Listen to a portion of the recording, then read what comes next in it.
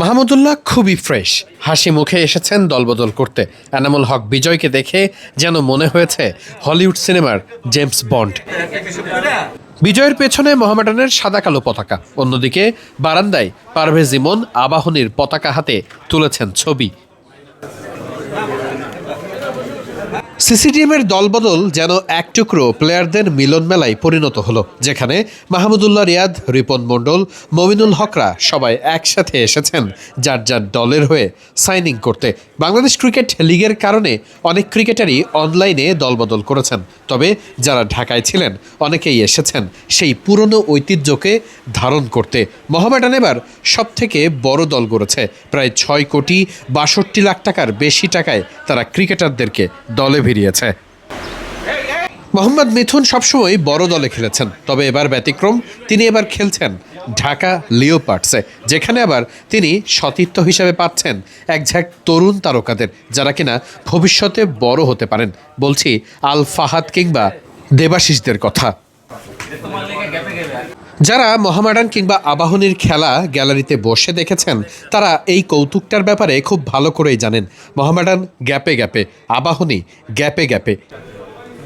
রিপন মণ্ডল থেকে শুরু করে মুশফিকুর রহিম, আপনি প্রথম থেকে ২০ নাম্বার পর্যন্ত যে ক্রিকেটারের দিকেই তাকাবেন মোহামেডানের সবাই স্টার। নজর আছে জাওয়াদ আবরারদের প্রতিও, যারা কিনা ভবিষ্যৎ প্রজন্মের তারকা।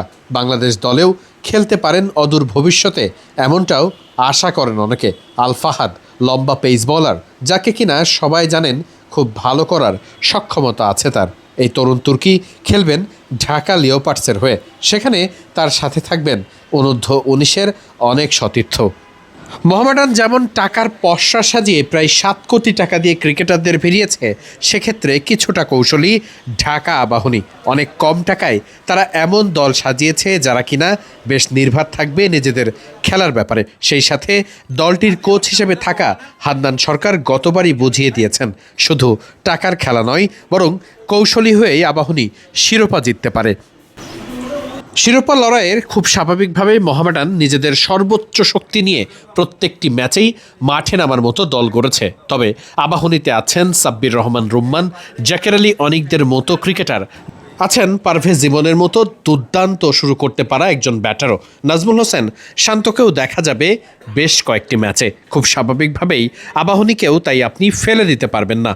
আবাহনীর ম্যাচে খুব স্বাভাবিকভাবেই চোখ থাকবে সাব্বির রহমান রুম্মানের প্রতি, কারণ তার আশা তিনি ঢাকা প্রিমিয়ার লিগ ভালো করেই জাতীয় দলের রাডারে আসার একটা ভালো চেষ্টা তিনি করবেন।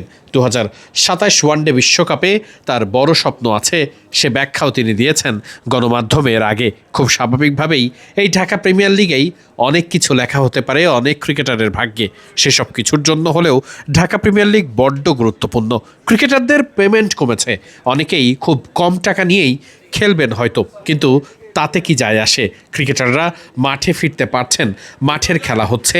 মোদ্দা কথা, একটা বিশ্বকাপের আগে ঢাকা প্রিমিয়ার লিগ দেখে হলেও কয়েকজন ক্রিকেটারকে বাজিয়ে দেখা যাচ্ছে, এটাও তো বড় কিছু। অন্তত মিরপুর শেরেবাংলায় সেটার সুবাতাস আছে জোরে সোরেই।